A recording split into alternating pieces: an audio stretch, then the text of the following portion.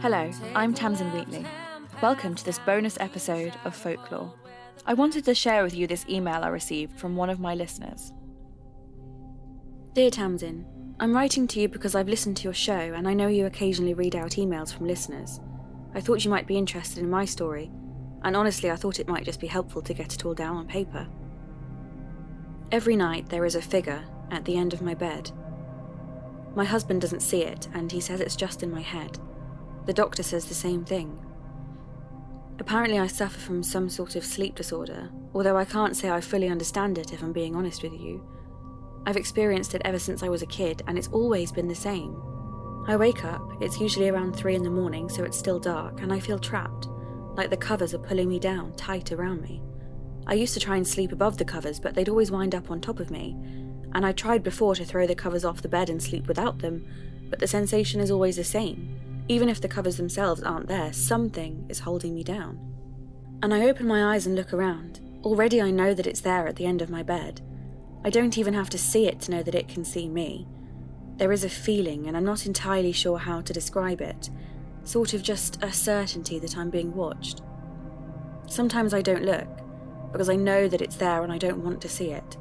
Sometimes I just close my eyes and pretend like I haven't even woken up, but it's always there and it can always see me.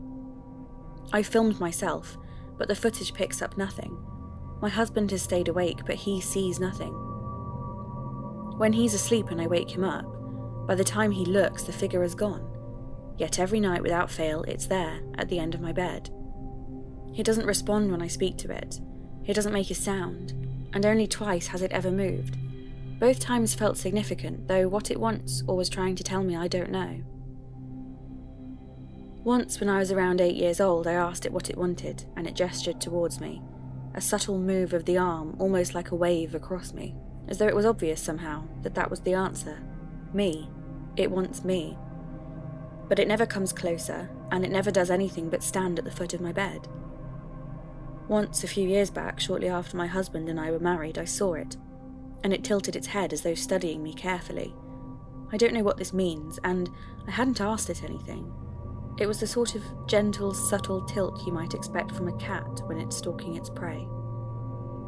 It has no features as far as I can tell, but rather it is merely darkness and shadow. Either it is always entirely shrouded in the shadows, or it is the shadows.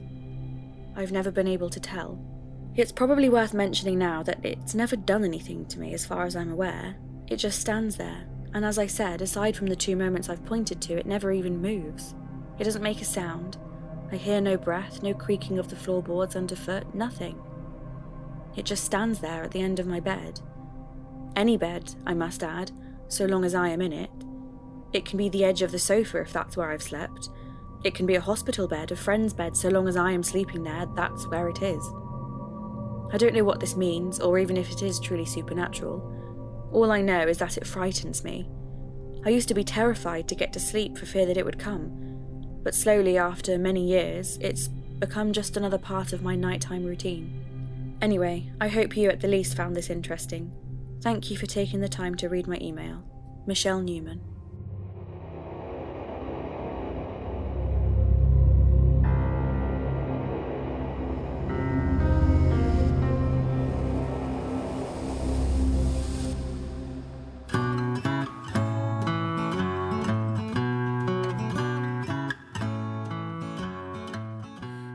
Thank you for joining me for this mini-ep. Remember, main episodes are released every other Saturday. To get in touch and share your thoughts, please search @folklore_pod on Twitter, or find our official Facebook page. If you've enjoyed the show, please like, share and subscribe, and give us a review on Apple Podcasts or wherever you found us, to help us reach even more listeners. You can also join in the discussion over on our official Folklore Facebook group, or you can support the show and help make magic happen over on Patreon. And in exchange, you'll get access to all kinds of exclusive content, including some behind-the-scenes snippets, bonus stories, and extra interviews.